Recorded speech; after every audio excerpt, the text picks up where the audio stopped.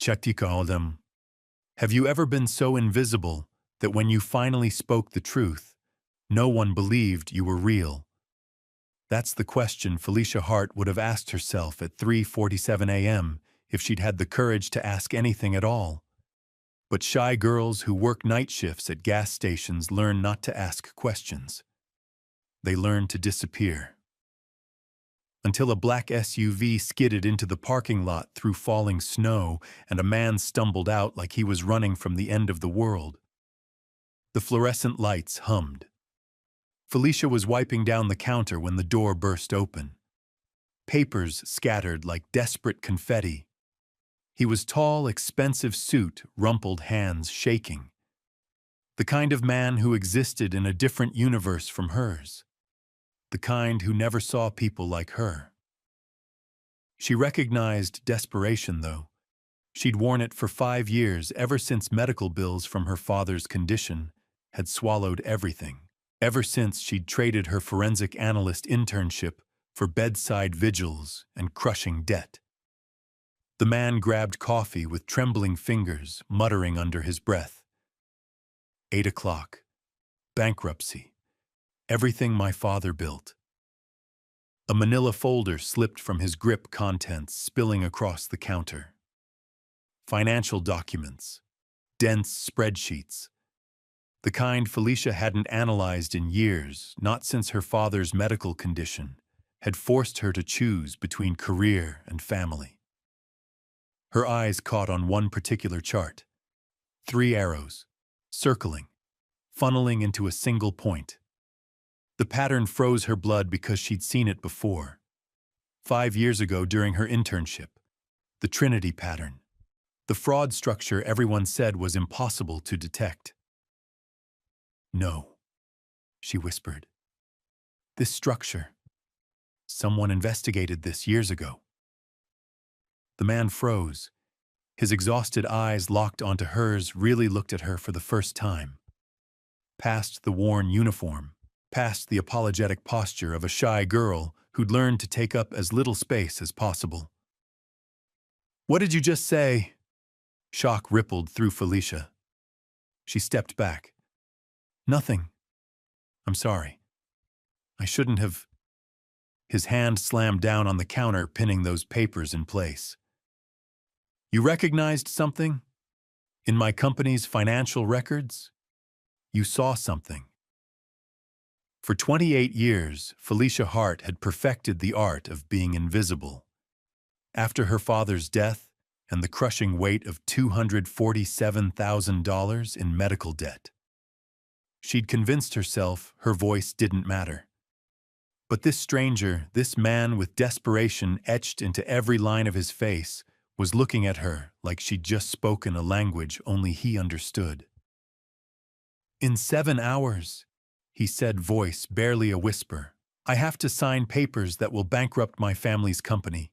53 people will lose their jobs. My father's entire legacy will disappear. His eyes never left hers. Do you see something no one else has seen? Don't you? Outside snow fell harder. Inside that heartwarming fluorescent glow in the space between minimum wage and million-dollar decisions, 2 people stood on opposite sides of an impossible divide. Felicia's hand trembled as she reached toward the paper. Her finger hovered over those 3 arrows. I used to know how to read these, she said softly, before I became nobody. What she didn't know was that this pattern had been designed by someone who'd studied the original case. Someone who thought they were smarter than every investigator who'd ever tried to catch them. Someone who was about to learn that the most dangerous witnesses aren't the ones you fear. They're the shy girls you never see coming. And in that moment, neither of them realized that her single glance at a piece of paper would unravel a conspiracy reaching deeper than either could imagine. The stranger stared at her like she'd just performed magic. Then he threw 2 20s on the counter for a $7 coffee and disappeared into the storm. His SUV's taillights vanished into the snow. Felicia stood frozen, heart hammering. The papers lay scattered before her, He'd left them. All of them. Her co-worker Hattie emerged from the stockroom. "Girl, what was that about?" Man looked like he'd seen a ghost. "Just another customer." The lie tasted bitter. But what else could she say? That for 5 seconds a shy girl from nowhere had glimpsed something that could save or destroy a fortune. Her hands were already gathering the papers, smoothing them, ordering them. Old habits from a life she'd walked away from. At the top, Lucas Grant, CEO, Grant Meridian Capital. She recognized the Grant name. Old money. The kind whose failures made headlines, whose existence occupied a stratosphere she'd never reach. She should have thrown it all away. Instead, she took the papers home. Lucas Grant sat in his car 4 blocks away, gripping the steering wheel until his knuckles went white. The shock of what just happened was still rippling through him. That woman had seen in 5 seconds what 6 months of professional audits had missed. He checked his watch. 3:58 a.m. In 4 hours, he'd signed documents dismantling everything his father had built. 67 years of family legacy gone, unless he trusted a gas station cashier over his entire executive team. The board would declare him unstable. Dylan, his trusted CFO, would question his judgment. But she'd known. Somehow, impossibly, she'd known.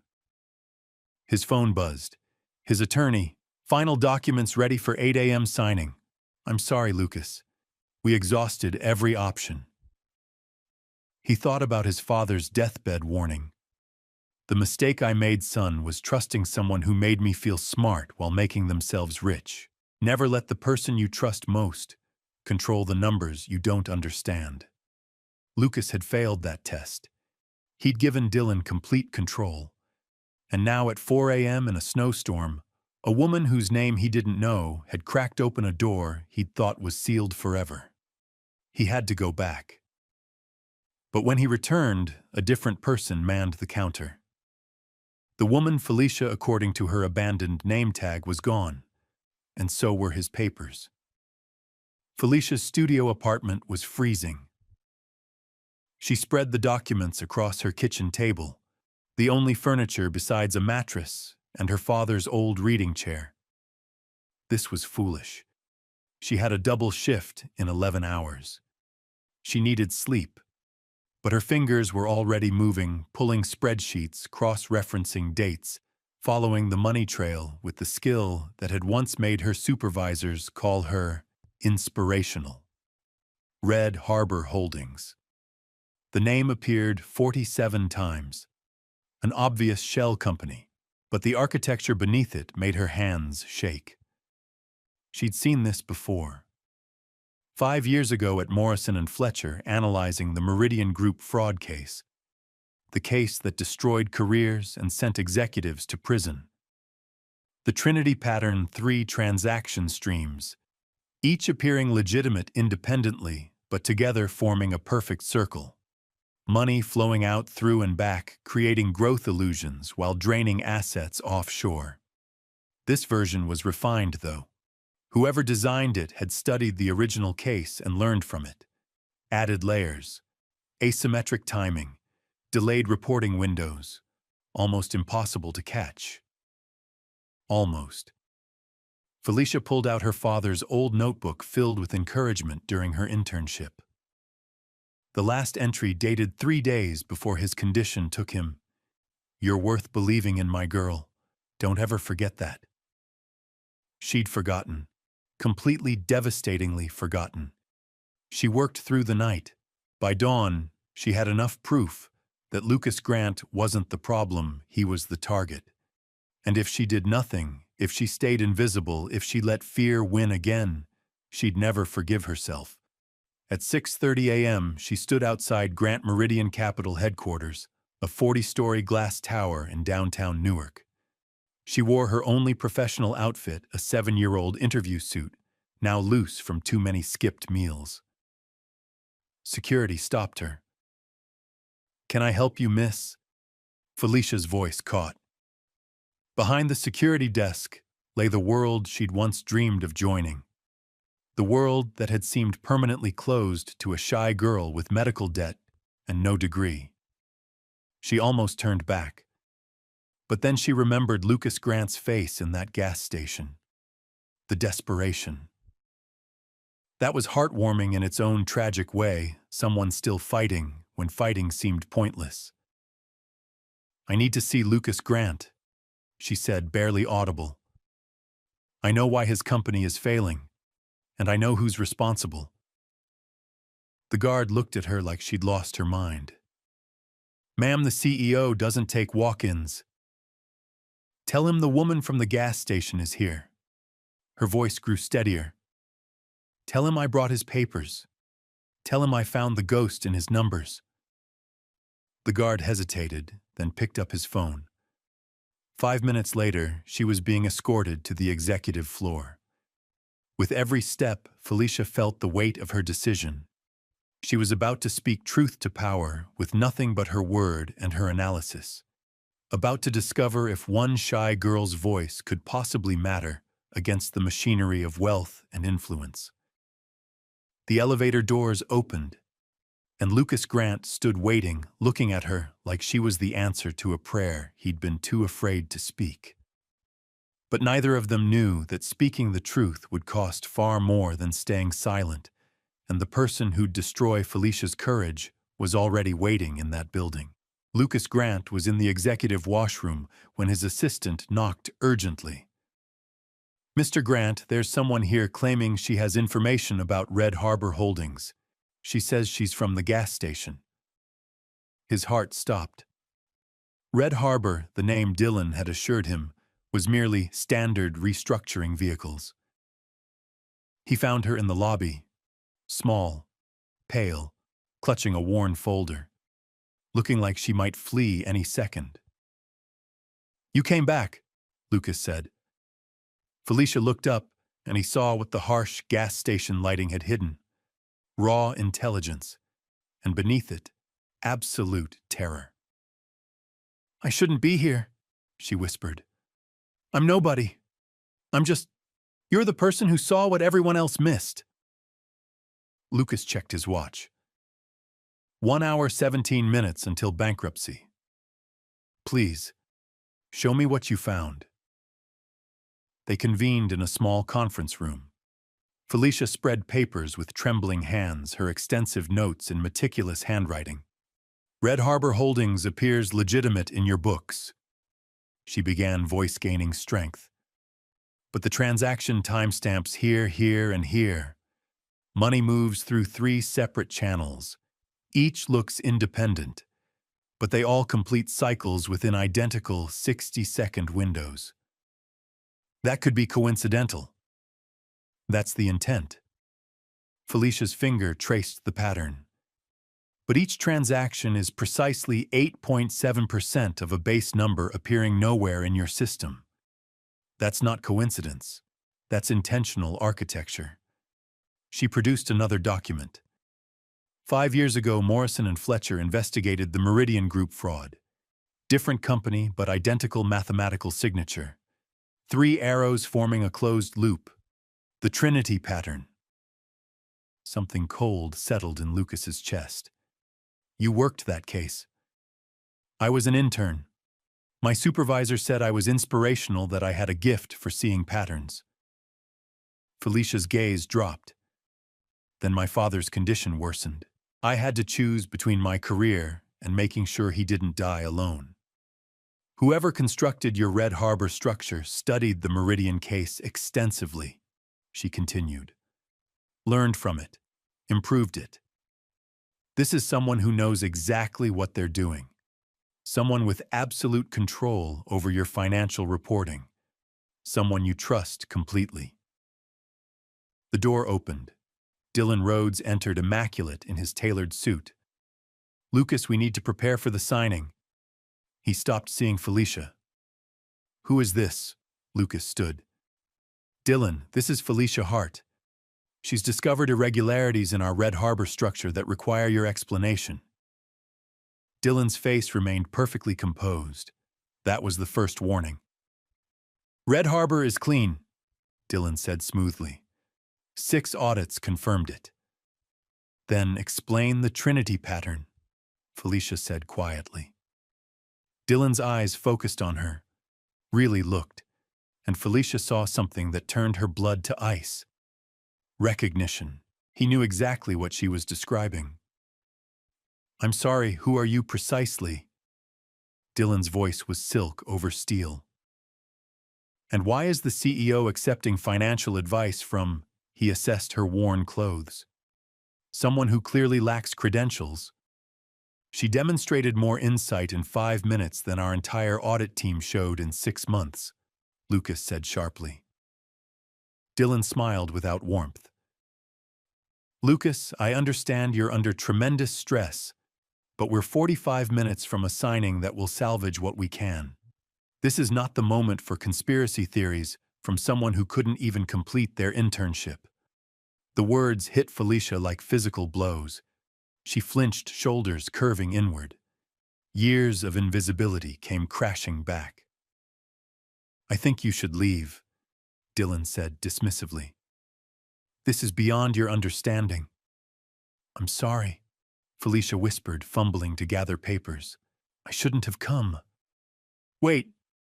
Lucas reached for her, but she was already moving toward the door. I'm nobody.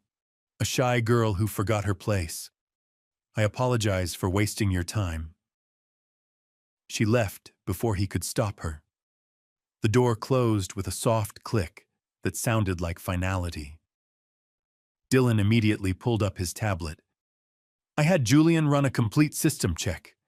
Everything in Red Harbor is verified. Now we genuinely need to focus on the signing. But Lucas stared at the papers Felicia had abandoned, at her careful annotations, at the intelligence unmistakable in every calculation.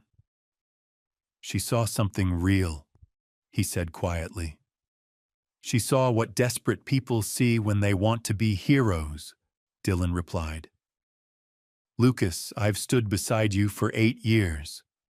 I was there when your wife left because the stress was too much. I was there at your father's funeral. Trust me now, please.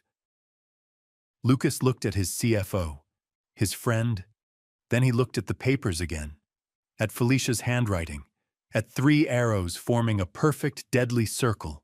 The shock of doubt hit him, real, genuine doubt about the person he'd trusted most. Give me 30 minutes, Lucas said. We don't have 30 minutes to verify her claims. If she's wrong, we sign. If she's right, then everything we believed is a lie. Dylan's expression flickered, just briefly, something that looked like fear. Of course, Dylan said smoothly. I'll have Julian pull all Red Harbor records for your review. After Dylan left, Lucas sat alone. Felicia's papers spread before him like evidence at trial, and for the first time in months, he felt something he'd almost forgotten. The courage to question everything. But courage alone wouldn't save him, and the shy girl who held the missing piece had just walked out believing her voice would never matter. Felicia made it 3 blocks before she had to stop pressing against cold brick, trying to remember how to breathe. Morning rush flowed around her like she didn't exist. Of course Dylan was right. Of course she was nobody. What had possessed her, a shy girl with crushing debt and no credentials, to walk into that building believing her voice mattered?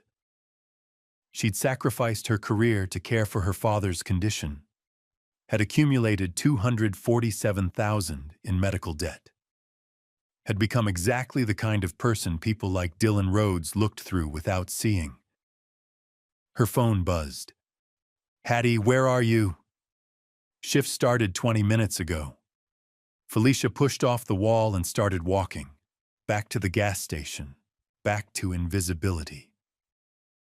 Lucas Grant stared at the computer screen, hands clenched so tight his nails drew blood. Julian Brooks, his IT assistant, sat beside him. Julian was 25, brilliant with systems, the kind of quiet person who was easy to overlook. To show me the timestamp data, Lucas said. Julian pulled up files, Everything appears clean, Mr. Grant. Too clean. Lucas remembered Felicia's notes about 60-second windows. Julian, can you access the metadata, the underlying creation and modification data? That requires deeper access. Mr. Rhodes would need to authorize. I'm authorizing it, unless Dylan restricted my access. Julian's silence provided the answer. When? 3 months ago, Julian whispered. He said it was for security protocols.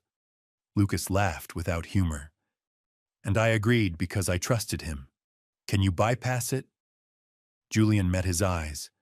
Lucas saw something familiar there. Fear of speaking up. The same fear he'd seen in Felicia. I can, Julian said quietly. But if I'm wrong, I lose my job. If we're right, Dylan loses more than employment. Lucas placed his hand on Julian's shoulder. I'm asking you to trust me, the way I should have trusted that woman this morning. Julian nodded. His fingers began moving across the keyboard. Lucas paced. The signing was in 8 minutes. The board was assembling. Mr. Grant. Julian's voice was hollow. You need to see this. Lucas looked at the screen. Julian highlighted timestamp sequences. According to public records, Red Harbor existed for 4 years. But according to metadata data that cannot be altered without leaving traces, these files were actually created 17 months ago. 2 weeks after Mr. Rhodes became CFO. The room tilted. That's impossible. The visible dates are backdated, and the 3-stream structure Felicia identified, it's real. The base percentage, 8.7%, that number appears in the Meridian Group fraud case exactly once, in an internal memo never made public. The shock hit Lucas like ice water. Dylan was an expert witness consultant on that case. He studied it, learned from it, then built something superior. Julian pulled up an email log. An offshore email account. It's been sending encrypted reports twice weekly for a year, tracking exactly how much they're stealing and when the company would collapse. The last email was sent at 3:12 this morning, 2 hours before that shy girl walked into our building. What did it say? Julian read, timeline accelerated, subject increasingly suspicious. Initiate final extraction protocol and prepare bankruptcy signing. All offshore accounts secured. Ghost protocol complete. Ghost protocol. Felicia had said she'd found the ghost. Lucas grabbed his phone. I need Felicia Hart's contact information. Sir, she didn't leave any information. She just left. Then find her. I don't care how. Find her now. The door opened. Dylan walked in, perfectly composed. Lucas, it's time. The board is waiting. Lucas turned slowly, really looked at the man he'd called his friend, saw a stranger. Tell me about the Meridian case, Lucas said quietly. Ancient history. Why? Because you studied it, learned from it, then you used it. Built the same structure but better, smarter, nearly undetectable. Red Harbor Holdings doesn't exist, Lucas said flatly. Never did. Not until you created it 17 months ago. Dylan's mask cracked. Just slightly. That's absurd. Backdated documentation, with metadata proving when it was really created. Lucas showed him Julian's screenshots. You used the Trinity pattern, the exact percentage never made public. You thought you'd hidden it perfectly. You cannot prove any of this. We have everything, every falsified record, every deleted file, every email from your offshore account. Lucas felt something like relief. Terrible, heartwarming relief that the truth was finally visible. You were my father's protege. He trusted you. I trusted you. Your father was a fool, Dylan said, voice cold. He built an empire on luck. When I proposed ways to genuinely grow, he refused. Too risky. So I waited. Waited until you took over, until you were desperate enough to not ask questions. 53 people were going to lose their jobs. Necessary losses. Dylan straightened his tie. In 5 minutes, you'll sign those papers. Because if you don't, I'll ensure every regulator knows you personally authorized every transaction. You'll go to prison. Prove it. Your evidence is circumstantial. My attorneys surpass yours. And that gas station cashier, that shy girl, no one will believe her over me. She's nothing. She's more intelligent than both of us combined, Lucas interrupted. She saw in 5 seconds what you thought you'd hidden forever. He pulled out his phone. This is Lucas Grant, CEO of Grant Meridian Capital. I need to report financial fraud and embezzlement. Dylan lunged, but Lucas was faster. Security was already opening the door. You've destroyed your own company, Dylan hissed as security restrained him. The scandal will kill Grant Meridian. Maybe, Lucas said. But I'd rather lose everything honestly than keep anything built on lies. As they led Dylan away, Lucas stood alone looking down at the city. Somewhere down there, Felicia Hart was walking back to a gas station, believing she was nobody. Believing her voice hadn't mattered. She'd saved everything, and she didn't even know it. But saving a company was simple compared to what came next. Finding the woman who'd vanished back into invisibility and convincing her she'd never been nobody at all. Felicia was refilling the coffee machine when the radio news broke through. Breaking news from Newark. Grant Meridian Capital's CFO Dylan Rhodes arrested on charges of fraud and embezzlement. CEO Lucas Grant credits an anonymous tip with uncovering a sophisticated scheme that nearly destroyed the investment firm. Her hands froze.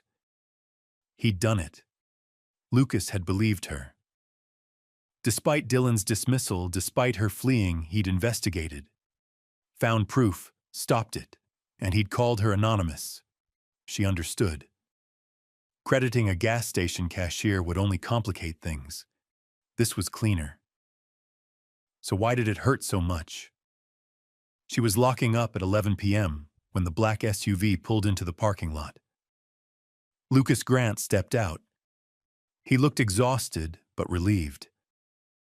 "You're incredibly difficult to find," he said. "You didn't leave contact information. Your name badge said Felicity, not Felicia." "Why are you here?" "Because I let you walk out this morning thinking you didn't matter." He pulled out a folded paper. Her calculations. "This is the most brilliant financial analysis I've seen in 20 years. Julian confirmed every single thing you identified." Felicia looked at her worn sneakers. "I'm glad I could help, but I'm nobody. I didn't even finish my degree." "You saw what 6 professional auditors missed," Lucas interrupted. "You had the courage to walk into a building full of people who could dismiss you and tell the truth anyway." Tears burned behind her eyes. Dylan was right, though. I did quit my internship. You chose your father over your career. That's not failure, that's love. He stepped closer. "Felicia, will you come back not as a consultant, as my forensic analysis director? Full position, full salary, full authority to investigate any aspect of my company you want." Felicia's mind spun. "I have medical debt, $247,000 from my father's condition. We have an employee assistance program. Medical debt relief is included. Not because you saved the company," Lucas added quickly, "because no one should have to choose between caring for family and building their future. I don't have formal credentials. You have something better. Instinct, intelligence, courage." Lucas held out his hand. "You have the ability to see what others miss." For 5 years, she'd made herself small. She'd accepted that her voice didn't matter. She'd become invisible because it was easier than being seen and judged. But standing there with a man looking at her like she was worth something, She remembered her father's last words. "You're worth believing in, my girl." Maybe it was time to start believing it herself. Felicia took Lucas's hand. His grip was warm, solid, real. "Okay," she whispered. "Yes, I'll come back." The smile that broke across Lucas's face was like sunrise. "Thank you for everything, for seeing, for trying, for not letting fear win." "Thank you for coming back," Felicia said. "For finding me, for believing I was worth finding." They stood there, hands clasped, two people who'd saved each other without quite realizing it. And for the first time in 5 years, Felicia Hart felt like she was standing in light instead of shadows. 3 months later, on a gray March morning, Felicia stood in the Grant Meridian Capital boardroom, the same room where Dylan had dismissed her as nobody. But this time she wasn't trembling. This time she belonged. The company had stabilized. Federal investigators had recovered most stolen funds. Dylan Rhodes awaited trial, his empire of lies dismantled by the very pattern he'd thought made him untouchable. And Felicia had quietly, methodically rebuilt the entire financial oversight system from the ground up. Lucas handed her a check from the company's medical assistance fund, enough to clear her father's debt completely. She cried in her office for an hour, and Lucas sat with her in silence. It was the most heartwarming gesture anyone had shown her in years. Mrs. Eleanor Hayes, the regular customer from the gas station, walked into headquarters asking for that shy girl who used to work nights. The older woman smiled with tears in her eyes. "I knew you had it in you, sweetheart." Julian nervously asked if she'd review his fraud detection idea, and she realized he looked at her the way she'd once looked at her own mentors. With hope, with belief. The medical debt was gone. The career she'd thought lost was rebuilt. But real healing came from something deeper. One evening, Lucas found her on the executive floor balcony looking out over the city. "I keep waiting for it to feel real," Felicia said quietly. "For someone to tell me I don't belong here." "You are that shy girl from the gas station," Lucas said. "And you're also the woman who saved 53 families from losing everything. Both things are true. Both things matter." Over the past 3 months, they'd spent countless hours working together. They'd become something neither had named yet. "My father used to tell me I was worth believing in," Felicia said. "I never did. Not until you showed up at that gas station at 3:47 a.m. "I was fortunate you were brave enough to come find me," Lucas said. "I wasn't brave. I was terrified. Brave people usually are." He turned to face her fully. "Felicia, you helped me find faith again. Faith in people. Faith in truth." He gently took her hand. "What I feel when I'm with you isn't something I can quantify. It's just real and rare." Felicia felt tears on her cheeks. "You came back for me. After Dylan made me feel like nothing, you came back. No one's ever done that before."